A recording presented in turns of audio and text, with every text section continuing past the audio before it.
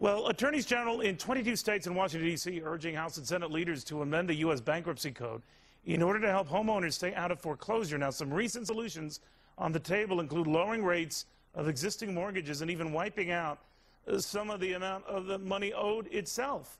What if we did nothing, though? Let us ask Moose Scheib. Moose is the CEO and the chairman of LoanMod.com. He joins me now from Detroit.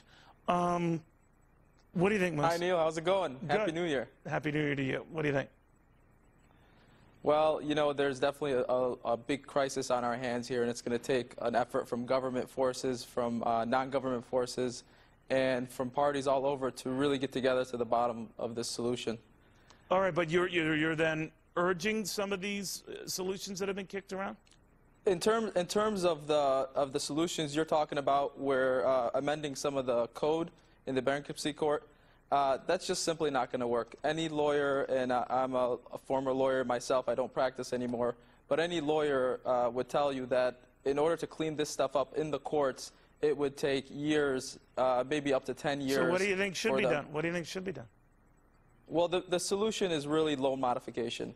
And it's negotiating these mortgages and allowing these people to stay in their homes.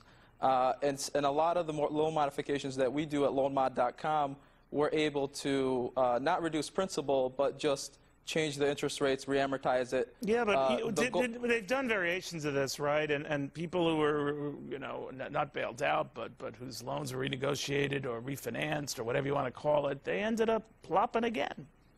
And some of them again after that. You know, that's a good point, and the reason that is because they tell you about one study in the Wall Street Journal and the New York Times, but they don't tell you about the other study. The one study that they're telling you about when they say over half are redefaulting is because those payments were not reduced for the borrower per month. There's another study that was commissioned that reduced the payment on average $231 per month through reamortization or through the lower of interest rate. And in those scenarios, the redefault rate was somewhere between 15 and 20%. So it all comes down to the quality of the loan modification. Yeah, you can get the quality of the loan modification only if there's not a quality to the loan applicant, or the loan applicant is behind severely on his debt. You can spruce up a chicken all you want. Well, there's one thing. You're not going to be able to help everyone. People are going to lose their homes. So why try? No doubt. Why try?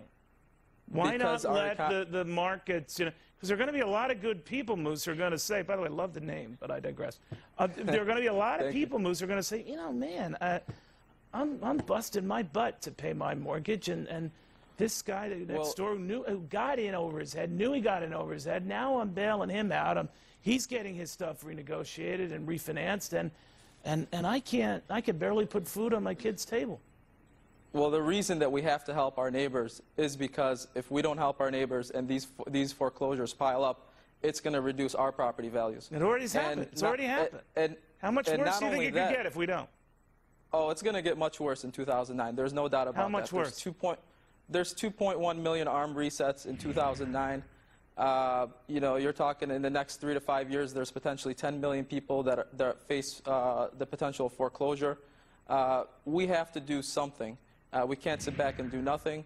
But to get back to your point about the homeowners and why we should help them, because actually it makes better economic sense to help them. All right. When you help a homeowner, there's studies out there that suggest that you save the lender or investor $50,000 yeah, per foreclosure. But Moose, I'm telling you, I wish we had more time, my friend, but they're just as healthy a number of studies that say the homeowners who have been helped, the majority of them are still in a pickle.